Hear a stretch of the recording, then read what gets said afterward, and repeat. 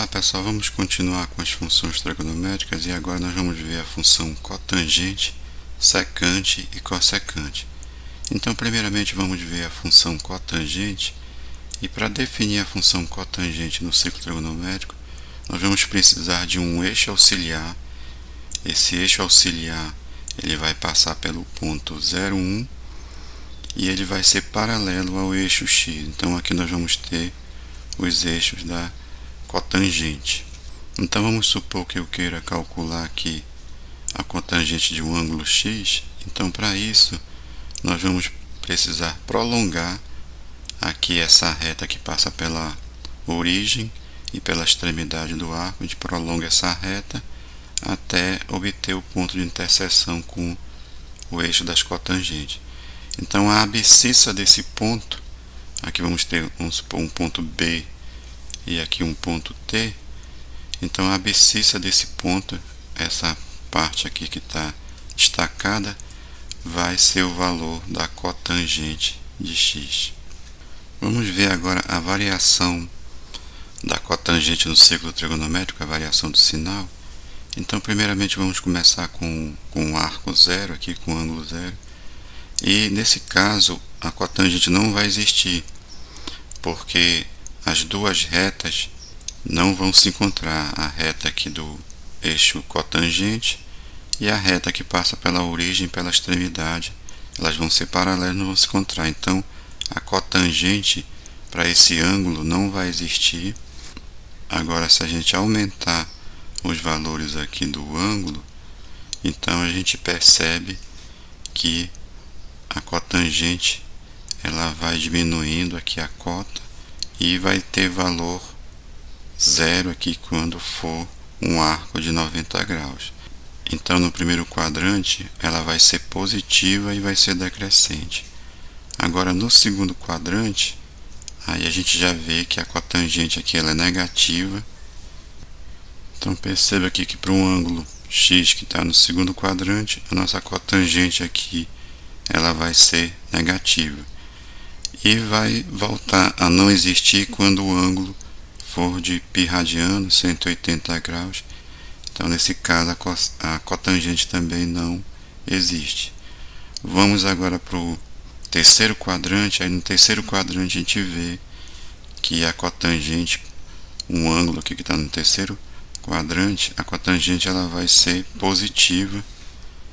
Aí a gente vai aumentando os valores aqui para 3π sobre 2, a cotangente vai ser zero. Agora vamos para o quarto quadrante, então ela volta a ser negativa. Então o ângulo que está no quarto quadrante, o ângulo x que está no quarto quadrante, a cotangente dele vai ser negativa. Outra característica da função cotangente é que ela vai ser uma função ímpar. Isso porque, observe aqui, por exemplo, a cotangente de um ângulo x, então ela vai dar esse valor aqui positivo, e a cotangente de menos x, ela vai dar o mesmo valor, a mesma cota, só que negativo. Então no caso aqui, a cotangente de x vai ser igual a cotangente de menos x, só que com o sinal trocado. Então isso caracteriza uma função ímpar. Então no caso a função cotangente é uma função ímpar. Aqui nós temos o gráfico da função cotangente e perceba que a função cotangente, o gráfico dela ela tem um aspecto parecido com o da função tangente, só que no caso da função cotangente ela vai ser uma função sempre decrescente. Perceba também que nós vamos ter assíntotas verticais aqui, no caso para menos π, π, aí depois 2π, 3π. Então essas assíntotas verticais são aqueles valores em que a função cotangente não existe. E nós vamos perceber também que o período aqui dessa função vai ser de π. Outra coisa é que o domínio aqui, o domínio vai ser todos os x pertencentes aos reais, agora de tal forma que o x tem que ser sempre diferente de, no caso aqui, menos π, π, 2π, 3π. Então a gente diz que o x ele tem que ser diferente de 1k vezes 1π, onde esse k ele pertence aos inteiros. Essa restrição também vem de outra definição de cotangente. Cotangente de um ângulo x vai ser cosseno de x sobre seno de x. Então, quando o seno de x é zero, justamente para valores da forma kπ. Então, por exemplo, π, 2π, ou então menos π, menos 3π, para esses valores o seno aqui vai ser zero, e é justamente os valores aqui em que a cotangente também não vai existir. Aí, no caso da imagem, a imagem da função cotangente ela vai ser formada, perceba que pelo gráfico a imagem vai ser formada por todos os reais. Vamos definir agora a função secante.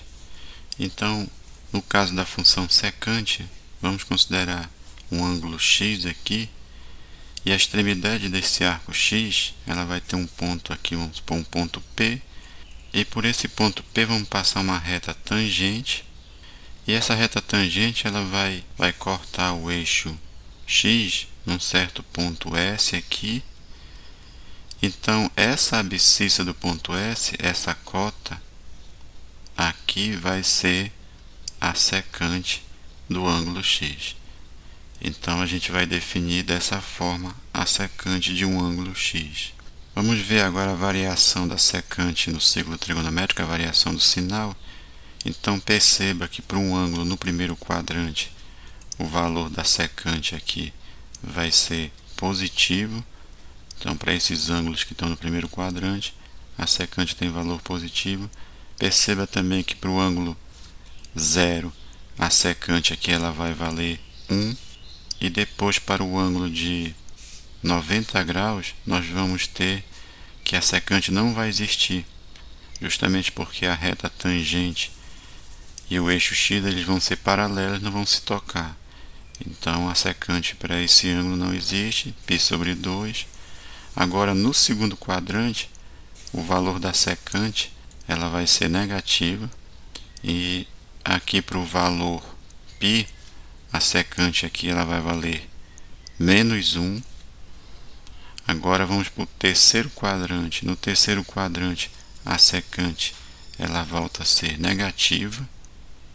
Aumentando o ângulo aqui, a gente chega ao ângulo de 3π sobre 2. E perceba que para esse ângulo ela também não existe. Agora vamos para o quarto quadrante. Aí no quarto quadrante, a secante ela vai ser positiva. E para o valor 2π, a secante vai ser igual a 1.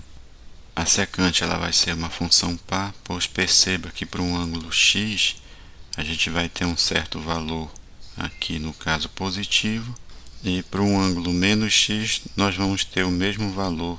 Isso caracteriza uma função par, pois secante de x vai ser igual a secante de menos x.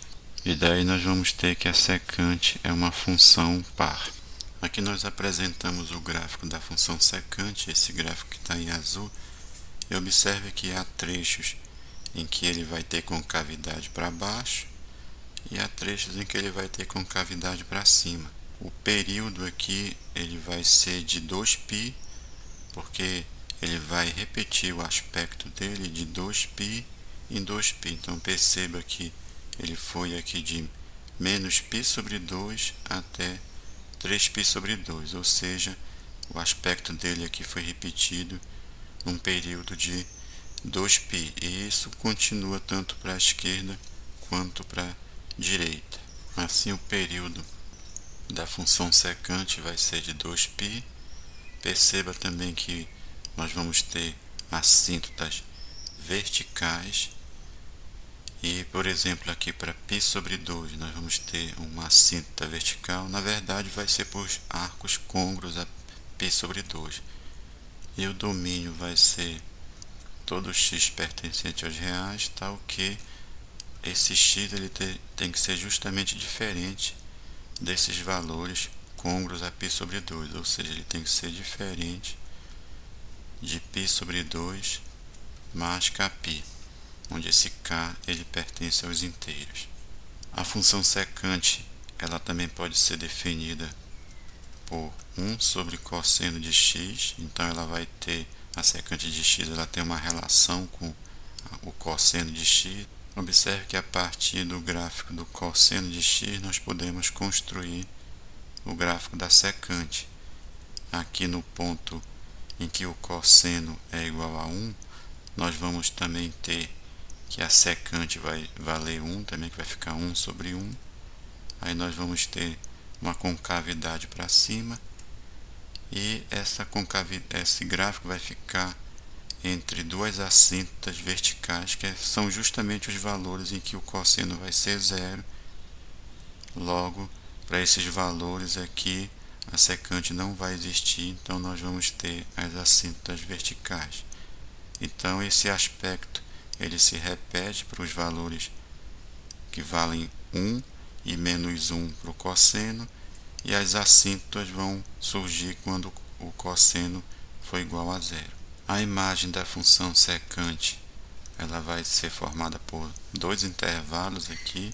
Então, o primeiro intervalo ele vem de menos infinito e vai até o 1, fechado no 1. Então, nós vamos ter primeiramente esse intervalo de menos infinito até 1, aí unido com outro intervalo que vai ser de 1 até mais infinito.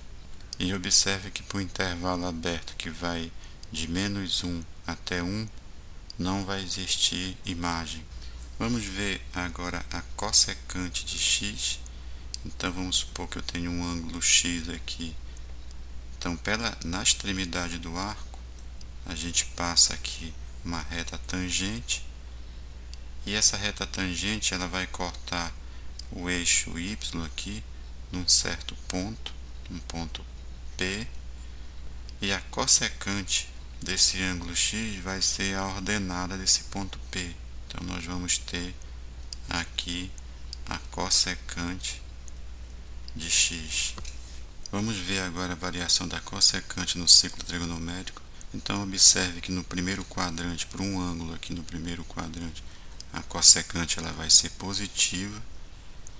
Então nós temos aqui alguns ângulos no primeiro quadrante em que a cossecante é positiva. Observe também que para o ângulo zero a cossecante não vai existir.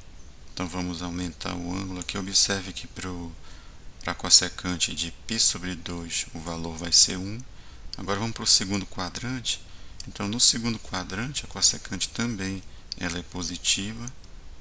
E para o ângulo de π ela também não vai existir. Agora para o terceiro quadrante, aí a cossecante aqui ela já vai ser negativa. Então para um arco que está no terceiro quadrante, nós vamos ter cossecante negativa.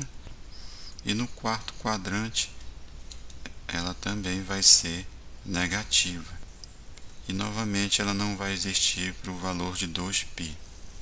A cossecante ela vai ser uma função ímpar. Então perceba que para um ângulo x ela vai ter esse valor e vai ser um valor positivo. Já para um ângulo menos x, que é esse ângulo aqui, menos x, nós vamos ter o mesmo valor, só que vai ser negativo. Então, no caso, a cossecante de x, ela vai ser o mesmo valor da cossecante de menos x, só que trocando o sinal, vai ser negativo. Então aqui nós temos o gráfico da função cossecante e observe que há trechos em que ela tem a concavidade para cima, há trechos que ela tem a concavidade para baixo, e ela tem, o aspecto dela é parecido com o da função secante. Ela vai ter assíntotas aqui no caso para os arcos côngruos a π, então π, 0, menos π, 2π, ela vai ter essas assíntotas verticais, que são os pontos em que ela não vai existir. Então o domínio dela também, esses pontos aqui não vão estar no domínio. Então o domínio da função cossecante vai ser todo x pertencente aos reais, tal que o x ele tem que ser diferente desses valores 0, π, 2π, menos π, ou seja, são os arcos côncavos a π, são os arcos da forma kπ, onde esse k ele é um inteiro. E a função cossecante, ela tem esses valores fora do domínio, π, 0, 2π, assim por diante, porque a cossecante de x ela também pode ser definida por 1 sobre seno de x. Então ela vai ter uma certa relação com a função seno de x. Inclusive aparece aqui o gráfico da função seno de x, e a partir desse gráfico nós também podemos construir o gráfico da cossecante de x. Então perceba que para alguns pontos aqui, por exemplo, para os pontos em que a função seno é igual a 1, a cossecante também vai ser 1 ou menos 1, por exemplo. E para os valores em que o seno vai ser 0, a cossecante não vai existir e nós vamos ter as assêntotas verticais. A imagem da cossecante vai ser de menos infinito até o menos 1, unido com o intervalo que vai de 1 até mais infinito. O período da função cossecante vai ser 2π, justamente porque ela vai repetir o aspecto do gráfico de 2π em 2π. Nessa videoaula fizemos um resumo das funções trigonométricas, no caso a cotangente, secante e cossecante. Até a próxima e obrigado.